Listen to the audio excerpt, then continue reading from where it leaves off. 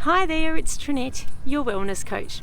I'm here today with some other hints and tips, and this one's particularly about what we should be probably stopping doing. And there's a lot of myths out there at the moment that tell us that we should be doing things that'll make us more productive, but in fact it's only us telling ourselves that to make us feel better, because potentially we've been doing it all along.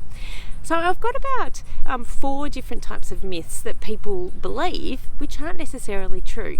We're going to go through those today and share with you reasons why they are myths and why you should actually stop doing that and be changing your habits. Now, right down below, I've actually got an action plan that you can, if there is a particular area with the hint and tip that you want to focus on, you can actually download the action plan and start embedding that habit into your life. And I would only suggest you actually try one, because with that, you'll actually be much more successful than trying to overcome all of these. So the very first one is that a lot of people believe that having structure in your life will sort of impact your productivity and it'll actually halt it. But in fact, structure can improve creativity and productivity. So if we have a look at all those people that are on projects, if we didn't have any structure at all, then the projects would not necessarily get done. Particularly if we're having a look at things like rework. If we're not going to have any structure within any of the projects that we have, you'll find that you'll end up having to do more work with sort of fixing up problems and issues than if you actually did the thing right from the very start. And there is a belief as well with creativity that if you have structure, then maybe that creativity will just be sort of blown away and people won't tend to be creative.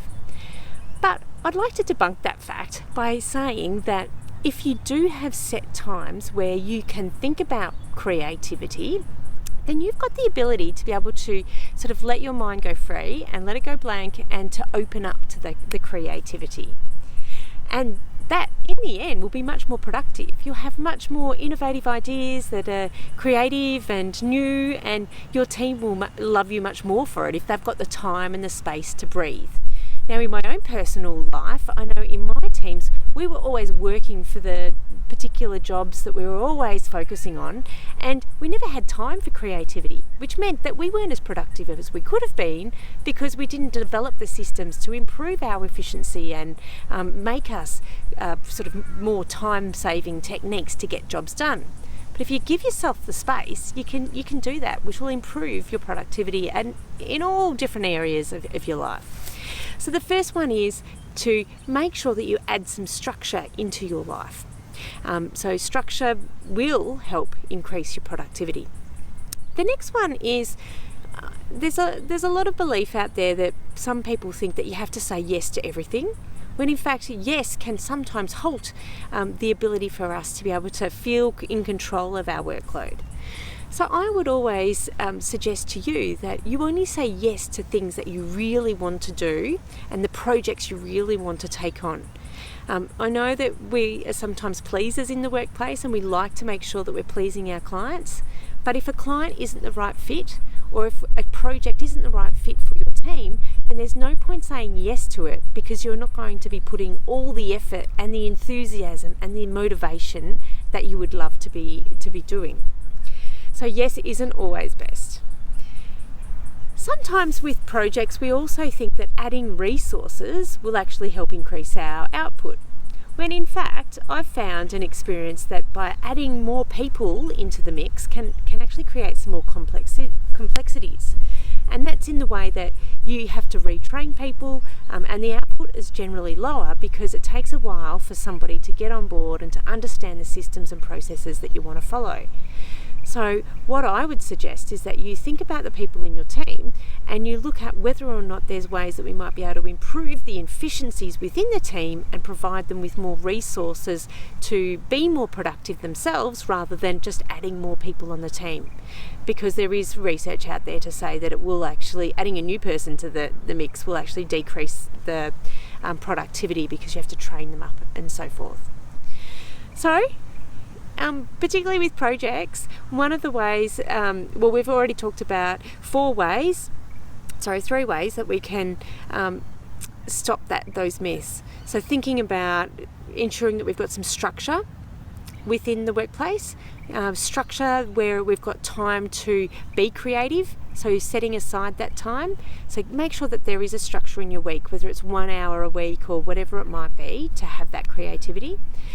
The third part is just don't keep adding resources in terms of people into your team to get jobs done faster, because it doesn't necessarily work unless you've already got experienced team there. The next one is to make sure you're not saying yes to everything. So think quite carefully around what you are going to say yes to, and if you feel passionate about completing it, then go ahead and say yes, but otherwise it may not always be the best for you.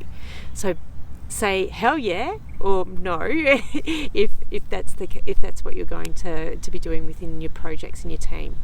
So I love that hell yeah analogy, where if you're really passionate about something, you're going to be saying it out there, hell yeah, or otherwise it's nah, I'm not going to commit myself to it. And that will also help in being able to assign your own work-life balance as well, and getting involved in different projects. Okay, well, those are my top tips for today, and hopefully you'll be able to stop doing some of those myths and implementing some of the things that we've talked about today. You can get in touch with me and let me know how you go at Facebook at Your Wellness Coach, or you can tweet me at Your Well Coach.